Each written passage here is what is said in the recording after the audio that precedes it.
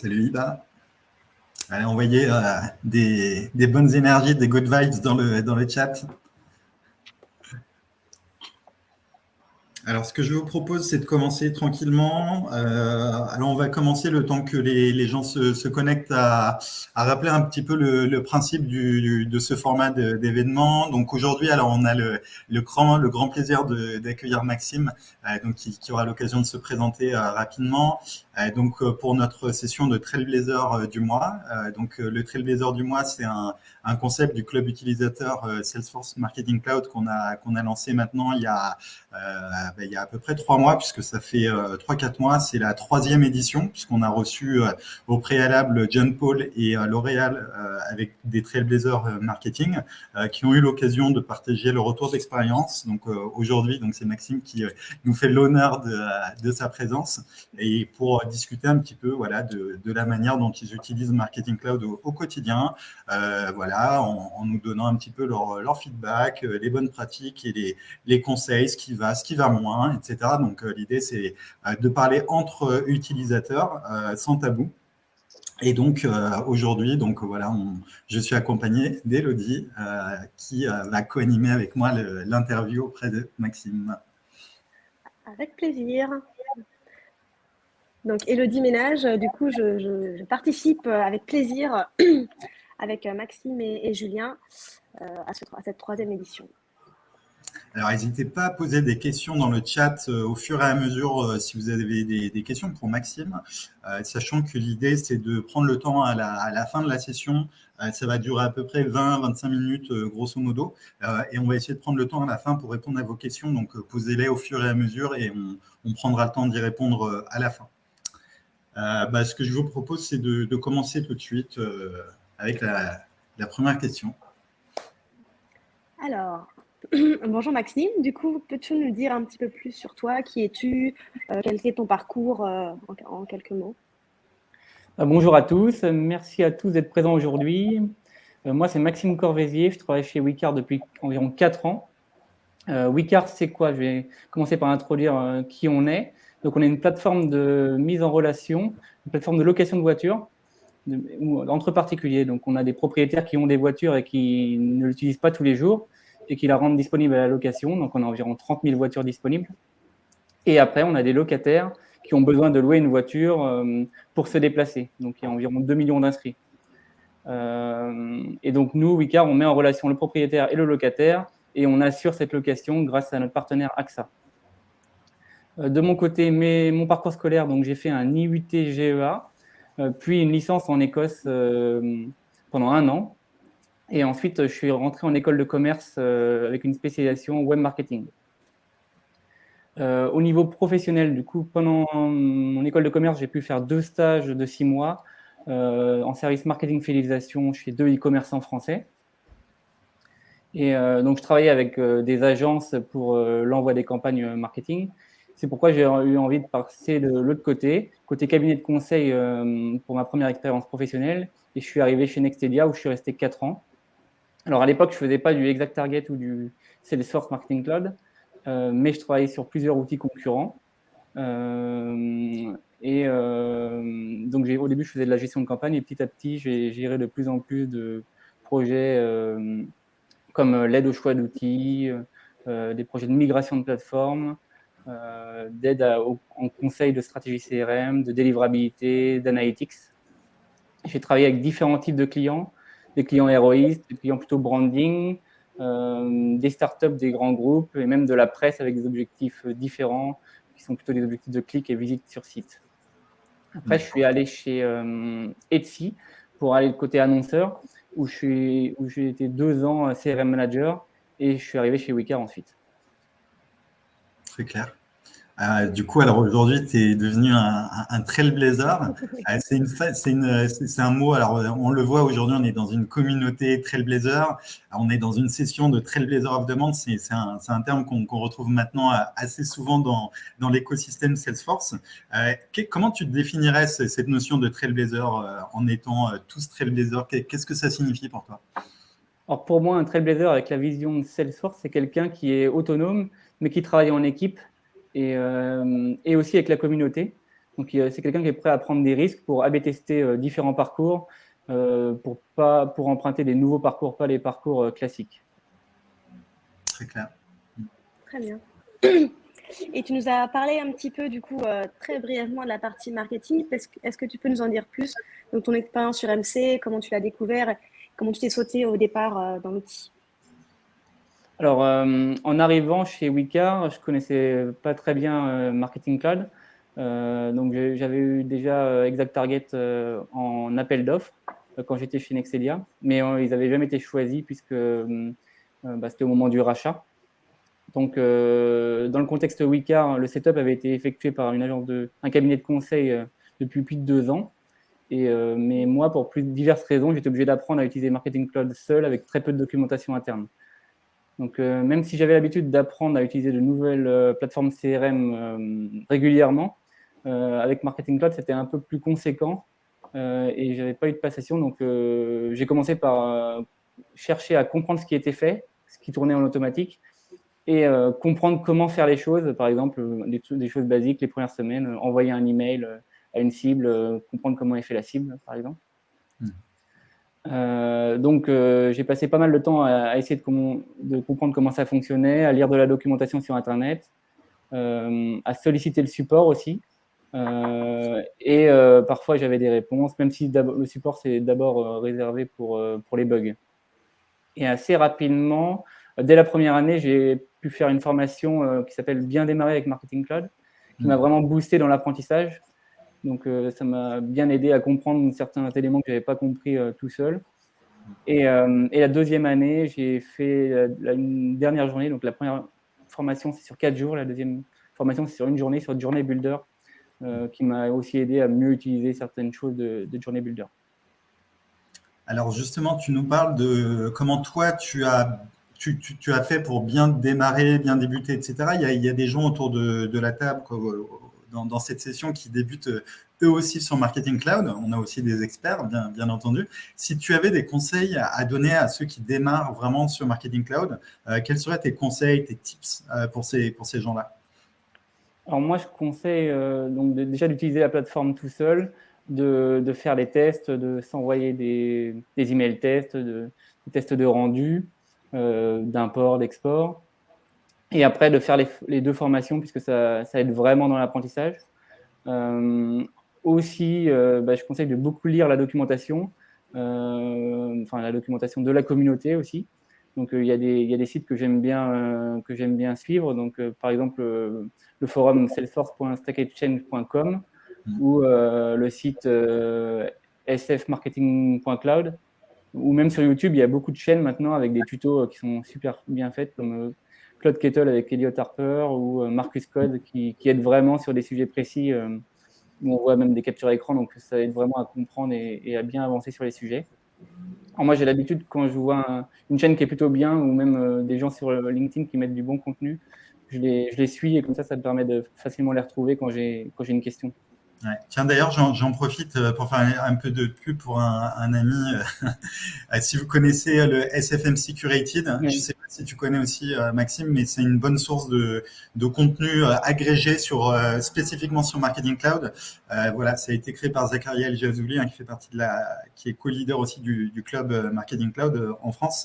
Donc, si vous ne connaissez pas SFMC Curated, on mettra les liens aussi en commentaire. Alors, merci Maxime pour tes tips, pour tes débuts. Est-ce que tu pourrais nous parler un peu plus de ton projet, comment vous fonctionnez en interne, comment est votre équipe, nous en dire un peu plus? Alors, chez Wicard, on est un peu plus de 50 employés. Donc, on est une équipe technique de 30 personnes avec des devs, des products, des designers, des QA. On a une équipe service client et aussi une équipe service client assurance en interne de 8 personnes. Le reste du service client est en externe. Nous avons une équipe marketing com de 7 personnes, équipe data de 6 personnes et services généraux de 6 personnes. Donc, dans les utilisateurs de Marketing Cloud, on est 2 à passer, donc 2 au CRM à passer la majorité du temps sur Marketing Cloud. On a aussi un rédacteur qui va ajouter du contenu dans Content Builder, que ce soit des images ou du texte. Et on a l'équipe data qui va dans Contact Builder pour regarder les données qui arrivent et la mise à jour des données qui arrivent dans Contact Builder. Et aussi, parfois, dans certains projets, les devs peuvent y aller, par exemple, pour le cas des deep links, si on regarde le cas des deep links.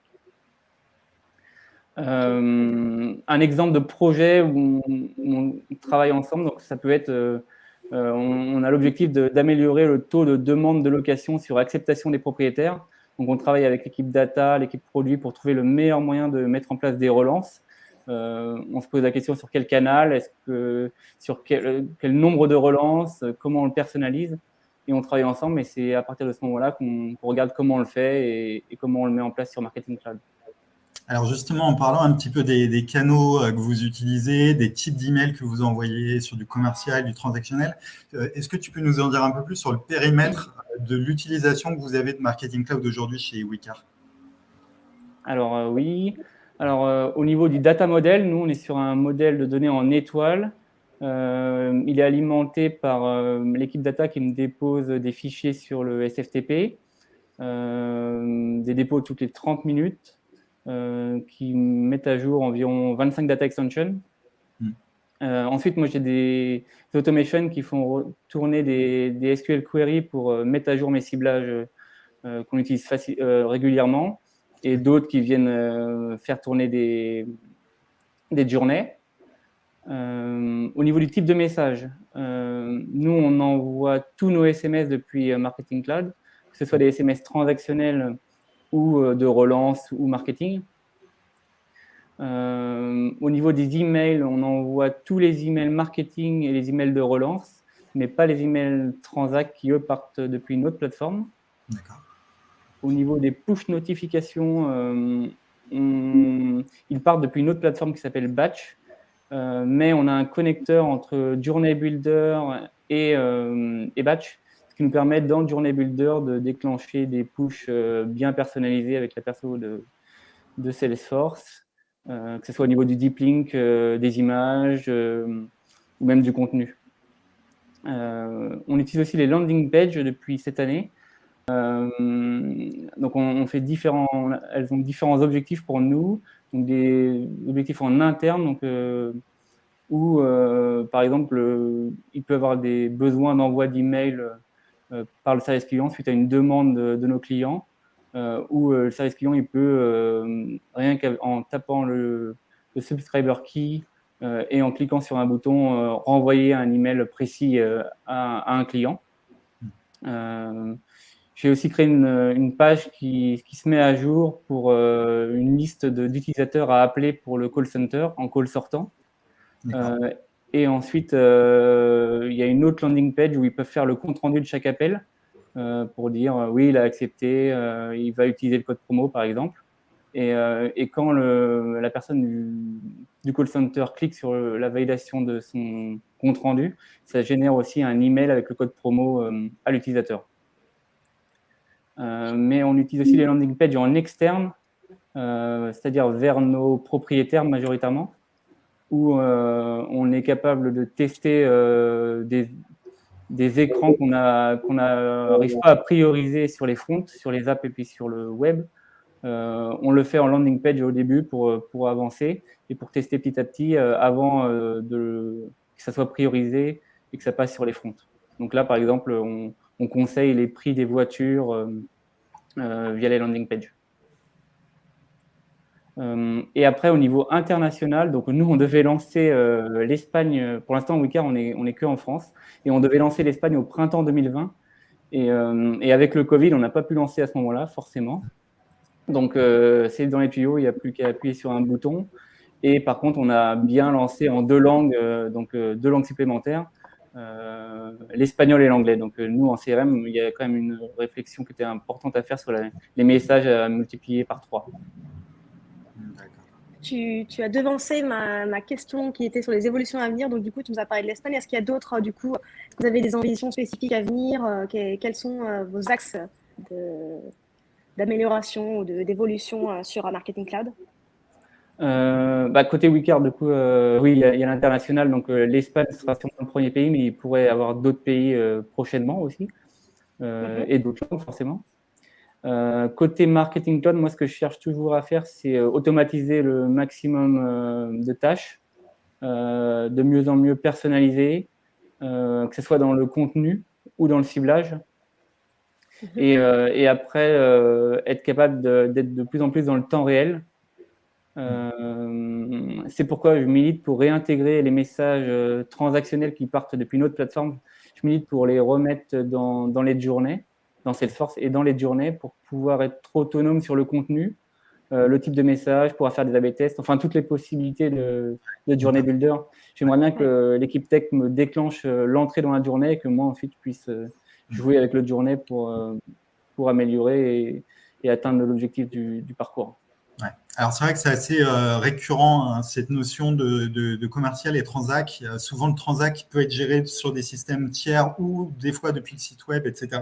On a souvent cette question qui revient avec la communauté de savoir si Marketing Cloud peut gérer les bonnes pratiques, etc. C'est vrai qu'on a beaucoup d'avantages. On a listé 6 ou 7 avantages à internaliser les com transac avec Marketing Cloud, hein, pour des notions de tracking, de personnalisation, de logique enrichie avec des relances dans le Journey Builder, etc. Il y a pas mal d'avantages.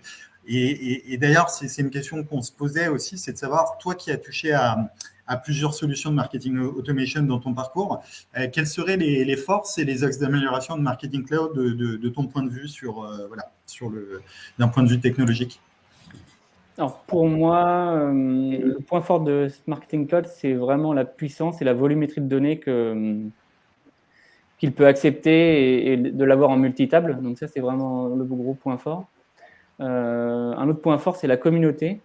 Parce que quand on se pose une question et qu'on cherche des résultats, les réponses aux questions sur Internet, on trouve vraiment beaucoup de forums, des tutos, même des vidéos, comme je le disais tout à l'heure. Ouais. Donc ça aide beaucoup à trouver des solutions et à tester. Et moi, j'aime beaucoup les SQL queries pour préparer les données, pour sélectionner les données. C'est vraiment bien, je trouve. Et c'est pas possible de le faire dans toutes les plateformes. Et après, la MP Script, pour personnaliser le contenu, que ce soit dans les emails, dans les landing pages, par exemple, je trouve ça vraiment bien et on l'utilise de plus en plus. Après, en axe d'amélioration, comprendre comment fonctionne le support et fonctionner de mieux en mieux avec eux, c'est un des axes les plus importants pour moi pour Marketing Cloud. Ouais. Alors c'est vrai que en tant que client Salesforce, hein, et Marketing Cloud par extension, c'est vrai que vous avez accès au support, hein, tout le monde, hein, tous ceux qui nous regardent, il y a un support qui existe avec des niveaux d'assistance plus ou moins élevés en fonction de ce que vous avez, mais tout le monde y a accès. Il y a aussi la communauté, hein, qui reste ouverte et dont le club utilisateur, donc n'hésitez pas aussi à profiter, hein, de toutes ces aides que vous avez au quotidien, que ce soit auprès du support, auprès de votre partenaire si vous en avez un, ou auprès de la communauté qui reste très riche aussi et active au quotidien. Je vois qu'il y a des questions qui commencent à arriver dans le chat, alors n'hésitez pas à en poser. Nous, on a prévu une petite série de questions-réponses. Donc, on va passer à la deuxième partie de cette interview, Maxime, si tu veux bien. En fait, on va te poser des questions de manière assez rapide et tu essaies de nous dire ce qui te vient à l'esprit instinctivement. Donc, voilà, ça va être un petit quiz de questions-réponses. Ok.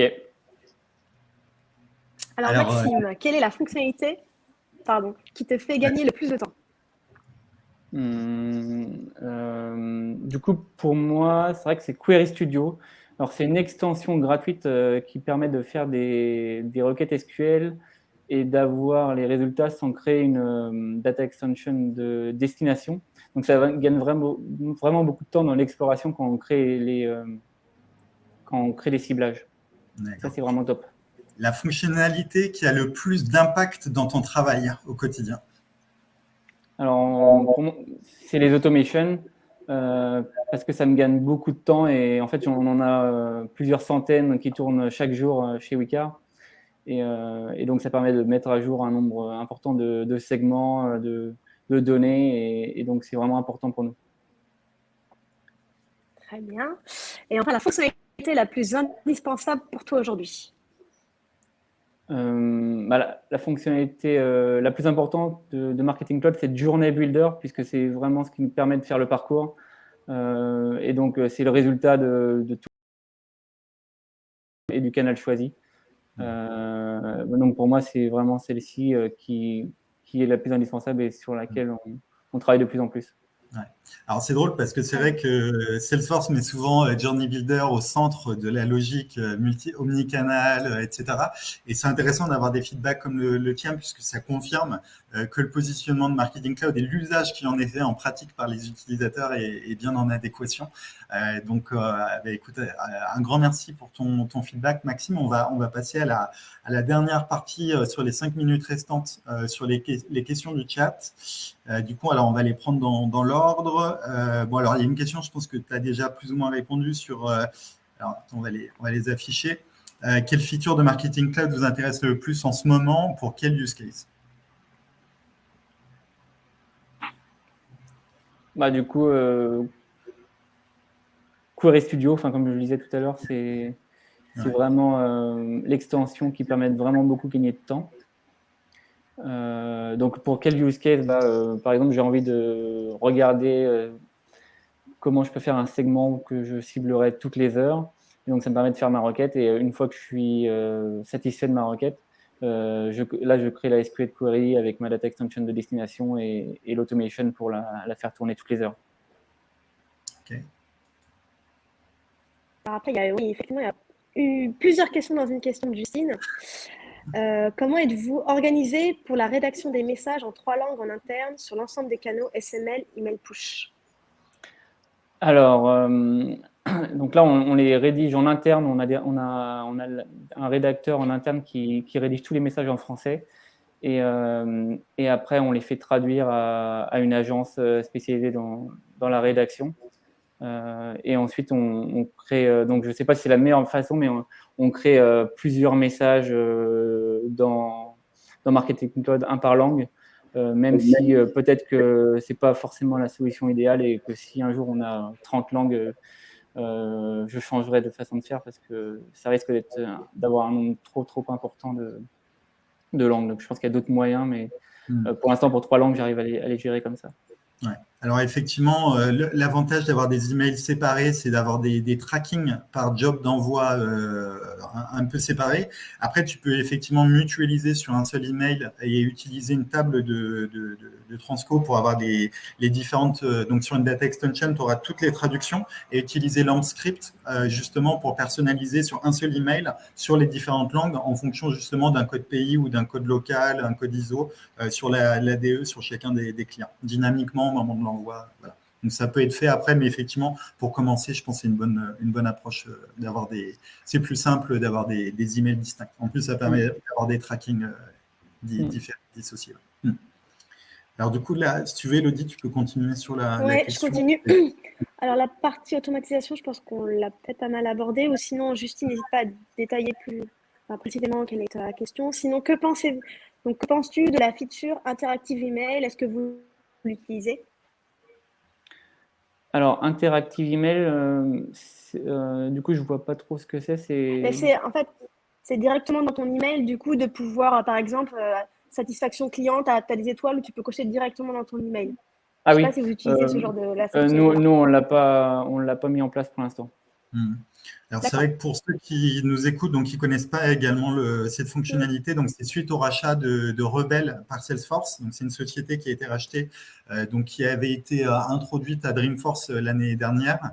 En fait, donc effectivement, ça intègre dans l'email des capacités telles que des formulaires qu'on avait l'habitude d'intégrer sur des landing pages.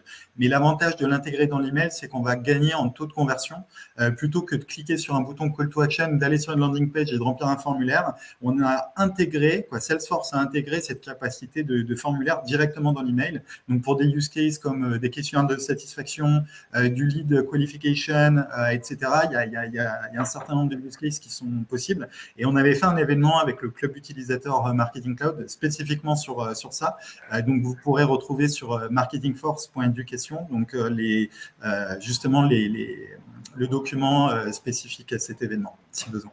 On remettra le lien aussi. Une autre question de Gauthier.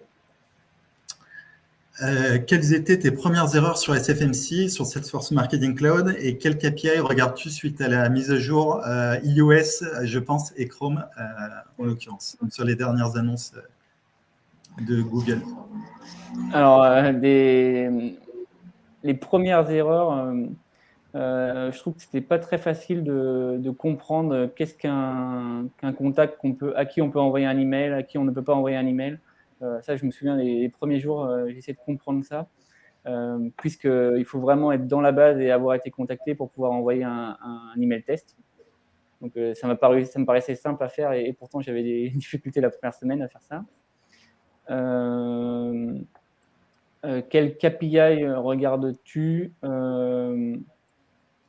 Donc, ça, c'est suite aux mises à jour de Chrome.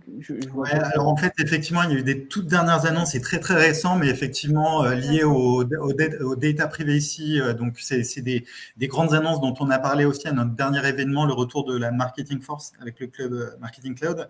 Effectivement, il y aura le taux d'ouverture sur les plateformes Google notamment lié au fait que l'adresse mail peut être cachée, etc., au fait que les emails soient chargés un peu dynamiquement sur l'app mobile, etc.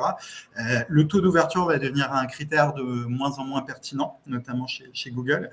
Du coup, effectivement, est-ce qu'il y a des KPI, notamment le taux de clic ou le taux de conversion ou d'autres stats que vous regardez déjà aujourd'hui et qui prendront de l'importance à l'avenir chez Wildcard?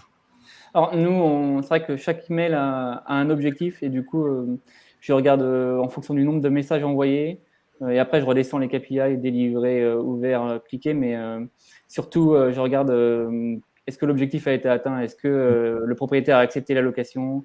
Est-ce que le locataire a payé la location? Et c'est ce qui me permet de voir l'efficacité du message. D'accord. Vous mettez Voilà. des journey goals dans des objectifs de journey par interaction? On le fait de temps en temps, mais pas assez souvent. J'avoue que je regarde plus souvent en base de données directement après pour voir si l'objectif a été atteint. Parce que je redescends aussi toutes les informations de clic ouverture dans une base de données Redshift et je fais des requêtes SQL et dans le tableau, on est capable aussi d'avoir cette agrégation entre les données email et les données de Wikar. D'accord.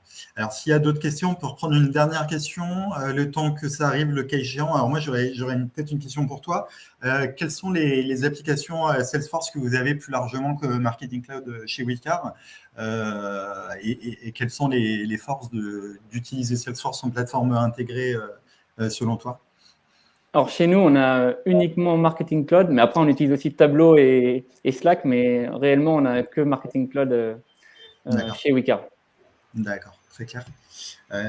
Écoute, je pense que s'il n'y a pas d'autres questions, on a répondu à pas mal de choses.